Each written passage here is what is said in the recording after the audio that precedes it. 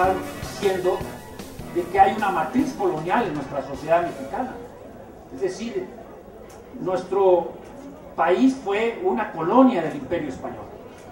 Si nuestro país estaba dividido en castas, había una definición precisa, cada persona tenía una definición precisa que se inscribía en las actas de nacimiento. Cuando fue el proceso de la lucha armada, los indígenas participaron, pero a la hora de las componendas y los arreglos, a la hora de los reconocimientos constitucionales, los pueblos indígenas desaparecieron.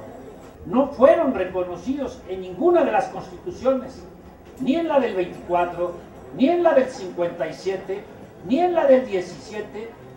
La nación mexicana no tenía una composición multicultural, no tenía una composición multiétnica. Los aportes de los pueblos de origen africano, que ahora ellos piden que se les llamen población negra del país, como la llamó el antropólogo Aguirre Beltrán.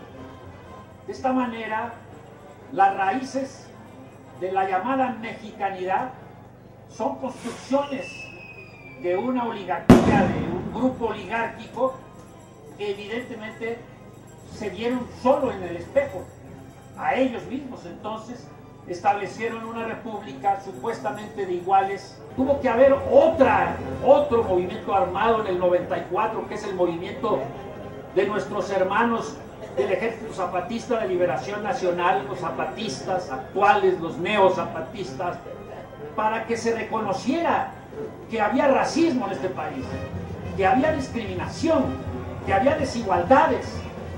Lo que se ganó en el primero constitucional no fue una concesión del régimen ni del gobierno en turno, fue una conquista de los movimientos que surgieron a partir del reclamo que se hizo desde la comunalidad, desde los pueblos indígenas, desde las luchas en Chiapas, en Oaxaca, en Guerrero, en Veracruz, de los pueblos indígenas, para que se les reconociera en la Constitución.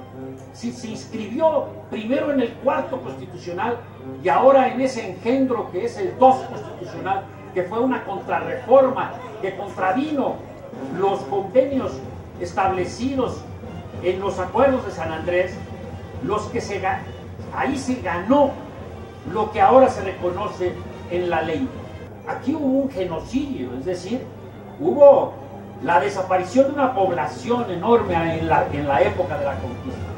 Y luego será un proceso que los antropólogos llamamos etnocidio. El caso del Izcateco como una lengua en desaparición, ahí tenemos lo que se llama etnocidio, o sea, la muerte de una cultura, el asesinato, el homicidio de una cultura. Entonces también tenemos no solo discriminación, porque la discriminación solo establece un mecanismo de negación, un mecanismo de no reconocimiento de derechos.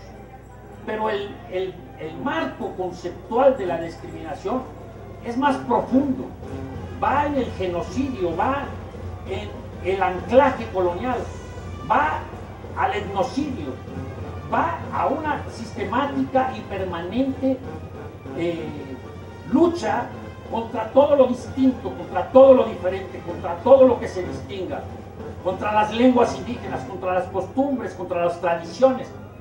Y entonces pasamos por una república que impone una lengua, una cultura, una historia nacional, de una nación construida desde arriba.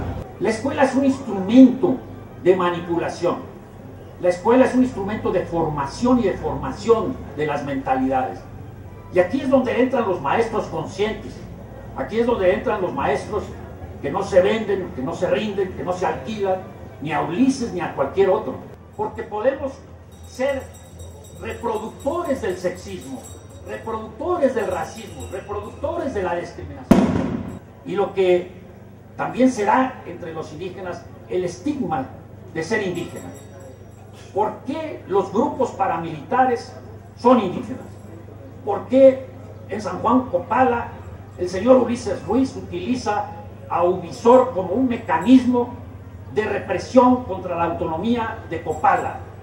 por qué en Guatemala se utilizó a lo largo de 30 años grupos de columnas volantes que mataban indígenas y que eran indígenas.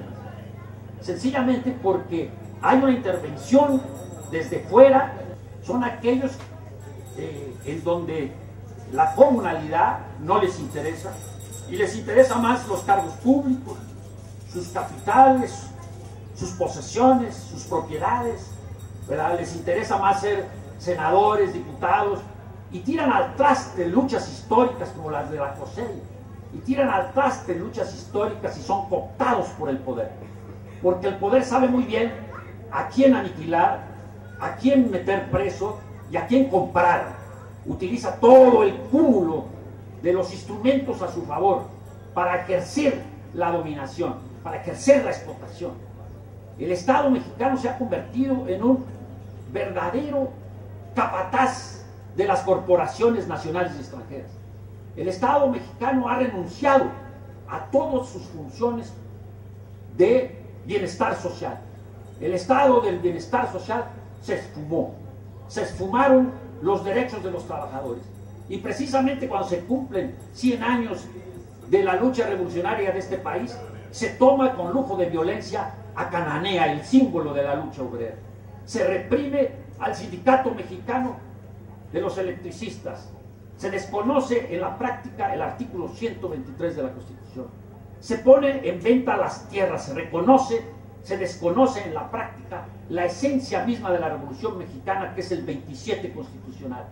Tenemos que luchar, sí, porque el Estado cumpla sus obligaciones sociales, pero la verdadera campaña contra la discriminación comienza cuando nosotros construimos autonomía, cuando nosotros hacemos alianzas con las comunidades, cuando nosotros fortalecemos las asambleas comunitarias, cuando nosotros nos consideramos lo suficientemente fuertes, maduros, para poder ejercer nuestra autonomía, que significa que yo me baso en mis normas para gobernarme. El Estado de Oaxaca tiene un capital impresionante, que son sus pueblos indígenas, sus barrios, sus comunidades, aquellos que hicieron posible la gloriosa comuna del 2006, la comuna de Oaxaca. Creo que en este sentido una base fundamental descansa en los procesos de autonomía de los pueblos indígenas. Los maestros no pueden ni deben de pensar que lo saben todo. Los maestros deben ir a aprender de las comunidades. Hay saberes fundamentales en la farmacopía, hay saberes fundamentales en la concepción del mundo. Aquí se gestó la comunalidad que discutimos los asesores del Ejército Zapatista de Liberación Nacional durante el diálogo con el gobierno federal cuando se firmaron los acuerdos de San Andrés.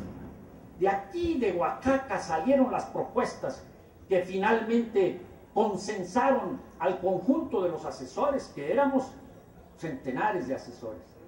Ahí aportaron los compañeros y compañeras que fueron representando a los pueblos indígenas de Oaxaca los preceptos que realmente darían carne y hueso a las autonomías indígenas actualmente en marcha en muchos estados del país.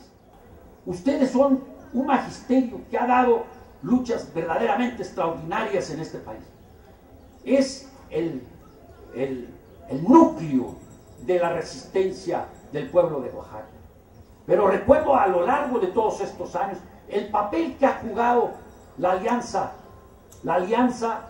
de los profesores bilingües del Estado de Oaxaca, que han sido profesores, padres, dirigentes de organizaciones, participantes de todos los movimientos, en las madrugadas, en las noches, siempre han estado ahí los maestros bilingües del Estado de Oaxaca. Este es la gran riqueza, este es el gran capital para poner en marcha una de las campañas más importantes de la República, porque Oaxaca es el crisol de 16 pueblos, con todas sus variantes dialectales, como ya se dijo aquí. Demos una lección de dignidad y de decoro a nuestros estudiantes. Seamos lo que hemos sido a lo largo de estos años y no nos dejemos vencer por la adversidad ni por el desaliento. El futuro es nuestro. Muchas gracias.